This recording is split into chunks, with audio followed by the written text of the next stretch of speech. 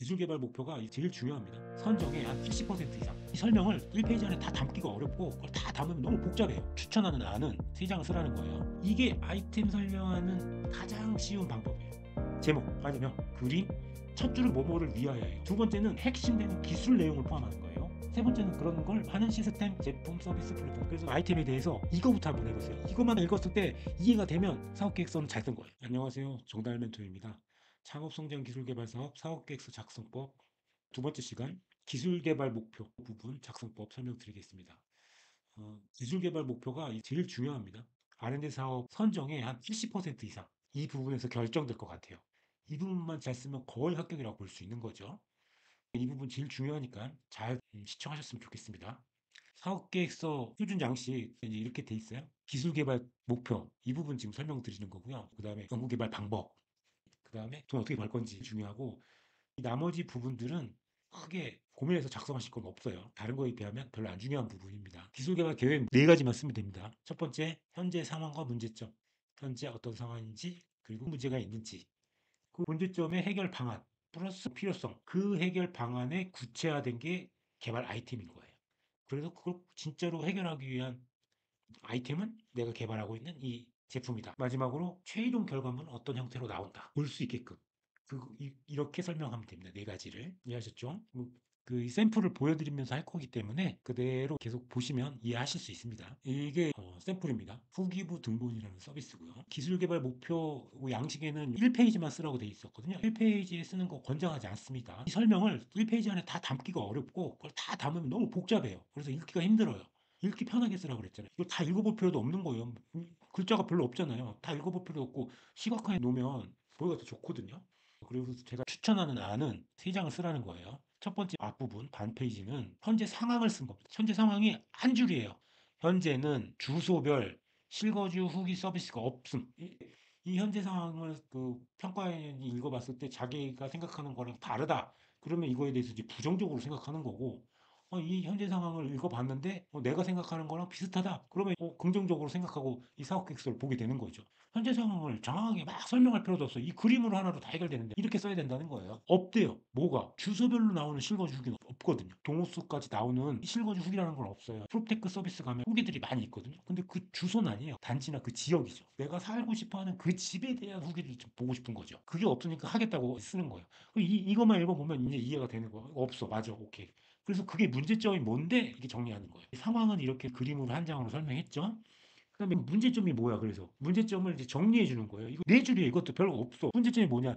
개별 호수가 아닌 단지 전체에 대한 댓글이다. 개별 호수에 대한 걸 알고 싶다. 내가 사고 싶은 집, 이사 가고 싶은 집 누구한테 의존해야 됩니까? 자기가 직접 보던지 부동산에 물어보면 부동산 좋다고 그러죠. 그럼 다 좋다고 그러지. 나쁜 집 보시려고 하겠습니까? 대부분 좋다고 하지. 그래서 자기가 봐야 돼요. 다 보려면 거기 가야 되잖아요. 힘들어. 근데 그 집 주소별 후기가 이미 다 나와 있으면 편하잖아요. 그거예요. 그다음에 형식의 부재. 형식이 없어요, 후기는. 이런 것들은. 맞죠? 형식이 없잖아요. 그냥 아무 때나 막 쓰잖아요. 후기 달아보셨죠? 그러니까 그러면 정보화가 안 되는 거예요. 근데 이거는 어떤 형식을 만들겠다는 거. 그리고 실거주 미인증. 여기 산 사람이 아닌 사람이 써도 그냥 올라가요? 그 인증하는 절차가 없어요, 후기가. 뭐 아무나 쓸 수 있다는 거죠. 이게 문제점이라는 거예요, 현재는. 이 한 페이지만 보면 현재 상황과 문제점을 바로 쉽게 인식할 수가 있습니다. 그리고 이걸 본 평가위원이 본인도 이해가 다 돼요, 벌써. 그리고 그 다음에 해결할 수 있는 방안을 제시하는 거 그랬잖아요. 해결 방안에 구체화된 게 아이템이라고 그랬잖아요. 이거를 이제 한 페이지에 이렇게 쓴 거예요. 해결 방안은 보통 문제점의 반대예요. 집 주소별 후기가 없다고 하니까 우리는 집 주소별로 한번 써보겠다. 됐죠? 두 번째, 양식이 없다 그랬잖아. 그럼 양식을 만들겠다. 후기인데 20가지가 있다는 거예요. 실거주 인증을 하겠다잖아. 이런 걸로 하겠다. 송장, 임대차 계좌 주민등록번호를 하겠다. 임차인을 위한 정보를 제공하겠다. 그게 해결 방안이에요. 됐죠? 그 해결 방안으로 나온 우리 아이템이 이런 모양이라는 거예요. 제목이 후기부 등본. 이게 등기부 등본에서 차용한 거거든요.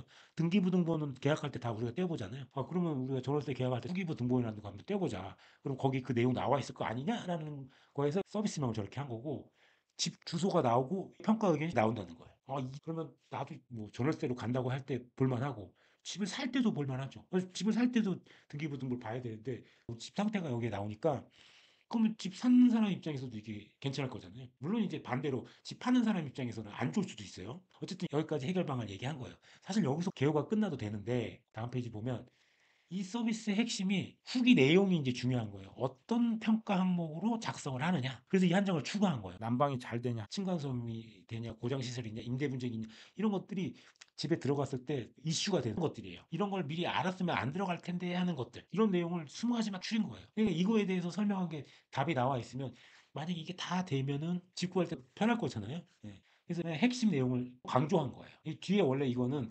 뒷부분에서 설명하면 되는데, 아, 이런 걸 미리 알려주겠다는 거구나라고 이제 이해할 수 있잖아요. 그리고 마지막 페이지는 아, 그 개발할 목표는 그럼 이거 뭐 이렇게 한다고 했으니까 기본적으로 결과물 양식을 정리해야 되는 거잖아요.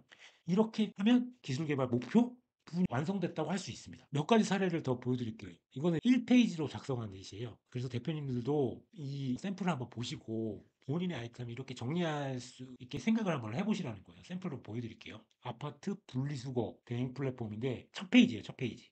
이 뒤에 상세 내역, 개발 아이템의 개요까지 나오고 구체적으로 어떻게 하는 것까지가 나와요. 2장 정도 더 있는 거죠. 제목, 과제명이 들어가고 내가 개발하고자 한 아이템명이 딱 들어가는 거예요. 그 다음에 아이템의 정의, 수거면은 아파트 분리수거 재활용, 뭐 일반 쓰레기 수거하고 하는 앱 기반 플랫폼이다. 과제명이 들어가고 간단하게 설명할 수 있는 정의가 들어갑니다. 그리고 그림, 플랫폼이 어떻게 생겼는지 개요도 그림이 들어가는 거예요. 그리고 여기 밑에는 아이템의 구성 특징, 간단하게 쓰는 거죠. 이렇게 하면 한 장으로 정리할 수 있습니다. 그 다음 것도 비슷해요. 이거는 자유여행객을 위한 모바일 컨시어지 플랫폼. 과제명이 나왔죠, 똑같이.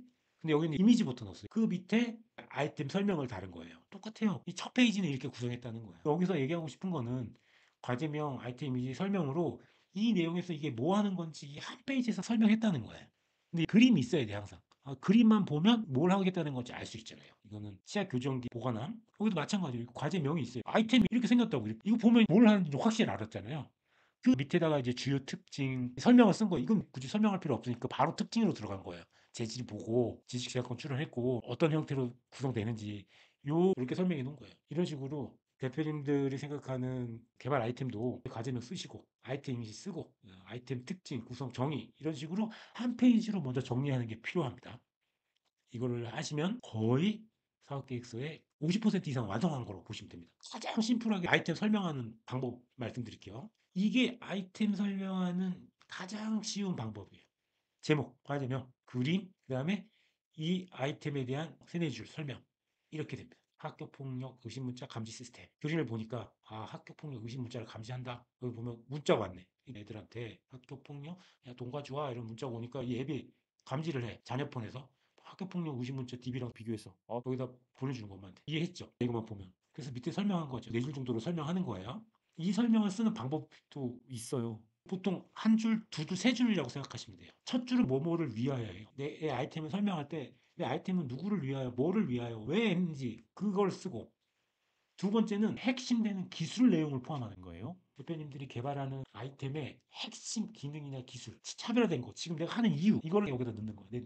세 번째는 그런 걸 하는 시스템, 제품, 서비스, 플랫폼, 기술. 누구를 위하여 이 기술을 뭐뭐 하는 시스템. 아까 제목이 학교폭력 의심 문자 감지 시스템이잖아요. 보호자가 자녀의 학교폭력 의심 정황을 미리 확인할 수 있도록 미리 확인하게 해준다잖아요. 엄마가 보호자가 자녀의 학교폭력 의심 정황을 확인할 수 있도록 됐죠. 이게 중요한 거예요. 두 번째 줄이. 국립국어원에서 발췌한 500가지 이상의 학교폭력 언어와 어조를 기반으로 자녀가 수신한 SNS 메시지와 문자 메시지 등을 실시간 분석. 이걸 한다는 거죠. 뭐뭐를 기반으로 기술을 활용하여 내 기술이 난 이걸 하겠다는 거잖아요, 지금.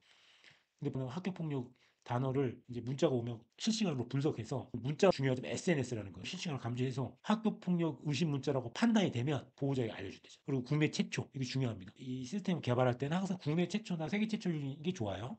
최초 아니면은 선정되기 어렵죠. 이렇게 작성하면 아이템 설명 부분을 완성할 수가 있어요. 본인 그래서 대표님들 아이템에 대해서 이거부터 한번 해보세요. 이것만 읽었을 때 이해가 되면 사업계획서는 잘 쓴 거예요. 근데 이걸 봤는데도 이해가 안 돼. 잘 이해가 안 되고 이게 진짜 국내 최초야? 의심스러우면 그때부터는 사업계획서에서 의심을 갖고 점수가 별로 안 나올 수가 있는 거죠. 기술 개발 개요 부분 완성이 된 겁니다. 궁금한 거 있으시면 종달 멘토 네이버 블로그 오셔서 댓글 남겨주시고 하면 제가 답변 드립니다. 오늘도 수고하셨습니다. 감사합니다.